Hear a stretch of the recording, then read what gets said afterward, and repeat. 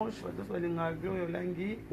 méga star de la presse congolaise, une américaine perdue au Congo, Beyoncé, la mannequin de la presse, il ne fait pas comme les autres, il ne recherche pas de ventre.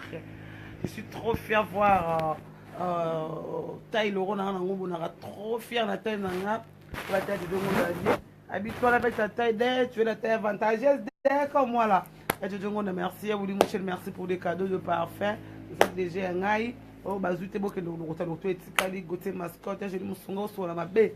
Désolé à mon agence privée. Sylvie, mais merci yo. Grand frère, grande sœur, il y a côte. Merci pour tout. Ma grande soeur chérie, ma tante, je t'aime beaucoup. Oh, merci aussi à Glody Koumansé. Bon, excusez-moi, regarde, je suis émission de Talami Makas. Glody Koumansé, allez, Dynamo. Dieu merci, Mbokano, merci à toi. Bonne sangue, à Marlène, Ntessa, moi, si y a PMB. Moi, je suis à PMB, quoi. Marlène, je te salue. Je salue tous les artistes congolais, les budgets de moi-même. Oui, Ranson, Jibem, Piana, Kofiolo, Midefali, Papa du Cap, la merveille. Je salue Brigade Sarbati, déplique mon ami Fabregas Maestro. Je vous aime. Batunir so. Moi, je suis Pauline de Foutaka.